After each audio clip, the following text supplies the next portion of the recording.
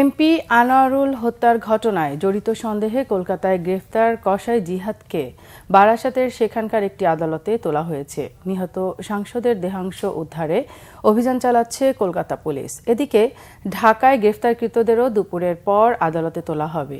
ঢাকায় গ্রেফতারকৃতদের গতকাল ডিবি কার্যালয়ে জিজ্ঞাসাবাদ করেন ভারতের intelligence bureau officer Antu Kumar ও জয়দীপ সহ ভারতীয় পুলিশের 4 কর্মকর্তা।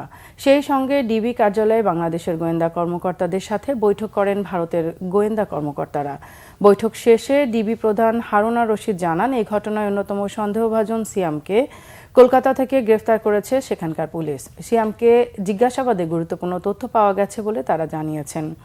দুদেশের তদন্ত কর্মকর্তাদের মাঝে গুরুত্বপূর্ণ তথ্য আদান-প্রদান হয়েছে। যৌথ গোয়েন্দা তথ্যের ভিত্তিতে নিহত এমপির দেহাংশ উদ্ধারের চেষ্টা চলছে বলে জানান তিনি।